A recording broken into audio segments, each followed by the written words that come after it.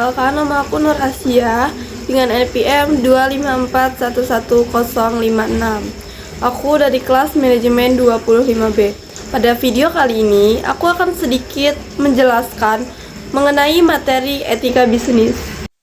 Etika adalah sebuah ilmu atau konsep yang bersifat normatif berkaitan dengan perilaku manusia, baik sebagai individu atau anggota kelompok sosial yang digunakan untuk menilai apakah sebuah tindakan yang dilakukan itu salah atau benar dengan mengacu kepada norma yang berlaku.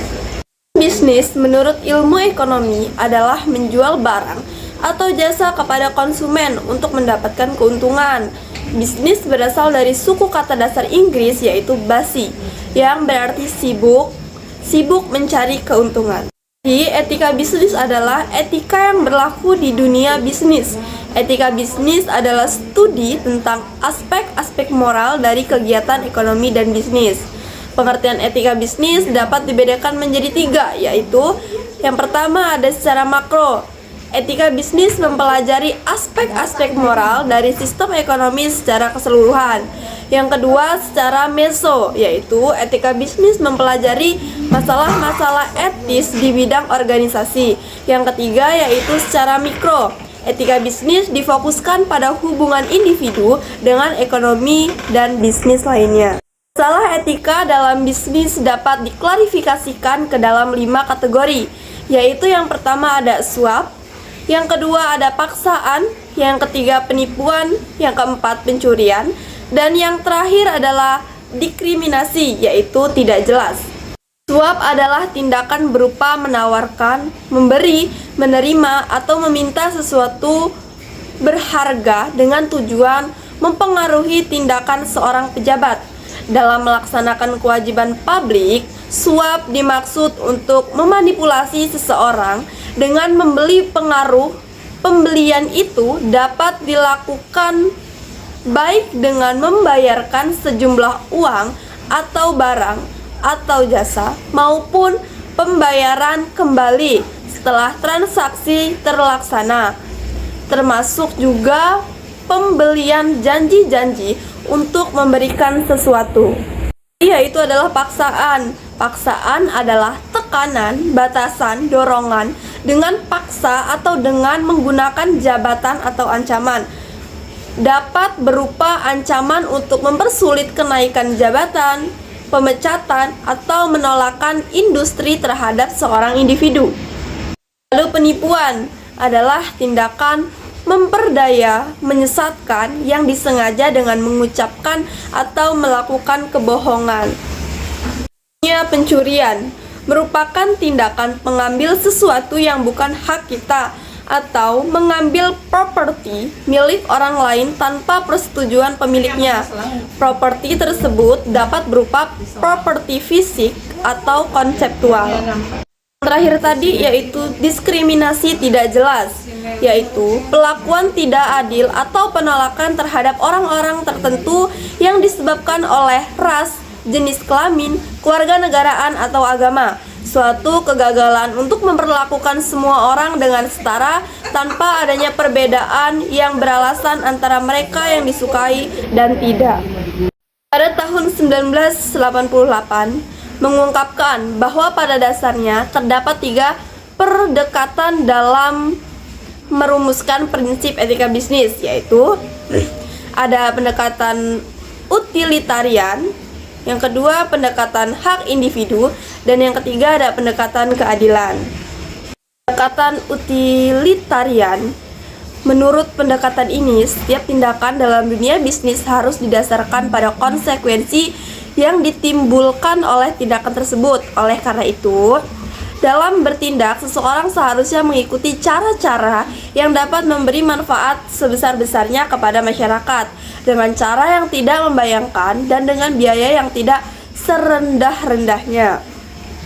Pendekatan hak individu, menurut pendekatan ini, setiap orang dalam tindakan dan kelakuan memiliki hak dasar yang harus dihormati, namun tidak akan ataupun tidak laku tersebut harus dihindari apabila diperkiraan akan menyebabkan terjadi benturan dengan hak orang lain. Yang terakhir yaitu pendekatan keadilan. Menurut pendekatan ini, para pembuat keputusan mempunyai kedudukan yang sama dan bertindak adil dalam memberikan pelayanan kepada pelanggan baik secara perseorangan maupun secara kelompok. Juga menjabarkan prinsip-prinsip etika bisnis, yaitu yang pertama ada prinsip otonomi, yang kedua prinsip kejujuran, ketiga prinsip tidak berniat jahat, keempat prinsip keadilan, dan kelima prinsip hormat pada diri sendiri. Juga ada Adi Warman Karim merumuskan prinsip-prinsip etika. Yang pertama ada kejujuran, keadilan, rendah hati, simpati, kecerdasan, dan lakukan dengan cara yang baik, lebih baik, atau dipandang baik. Juga saya akan menjelaskan hal-hal yang perlu diperhatikan dalam etika bisnis, yaitu ada pengendalian diri, pengembangan tanggung jawab sosial, mempertahankan jati diri, menciptakan persaingan yang sehat, menerima atau menerapkan konsep-konsep pembangunan berkelanjutan, menghindari sifat 5K seperti kata balance, kong kali kong, koneksi, kolusi, dan komisi. Lalu ada mampu menyatakan yang benar itu benar, menumbuhkan sikap saling percaya antara golongan pengusaha, konsekuensi dan konsisten dengan aturan main bersama. Lalu ada memelihara kesepakatan, dan yang terakhir yaitu menuangkan ke dalam hukum positif.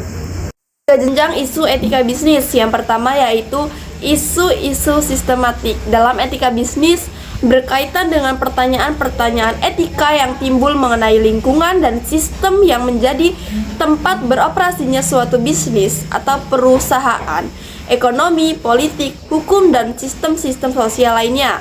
Dan yang kedua yaitu isu-isu organisasi. Dalam etika bisnis berkenaan dengan pertanyaan-pertanyaan etika tentang perusahaan tertentu. Dan yang ketiga yaitu isu-isu individu. Dalam etika bisnis menyangkut pertanyaan-pertanyaan etika yang timbul dalam kaitan dengan individu tertentu di dalam suatu perusahaan. Di sini ada beberapa isu-isu yang sangat krusial di Indonesia.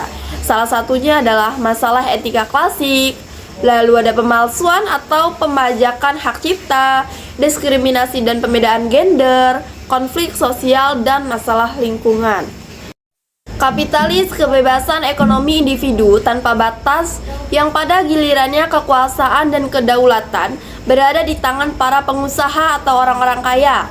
Sosialis, kebebasan individu sangat dibatasi yang pada gilirannya kekuasaan dan kekayaan bertumpuk di tangan pengusaha. Ekonomi kerakyatan, kebahasaan perusahaan dengan orientasi kemakmuran bersama adalah hubungan dan pengaturan yang harmonis. Bisa saya sampaikan, kurang lebihnya saya mohon maaf. Saya akhiri, wassalamualaikum warahmatullahi wabarakatuh. Terima kasih.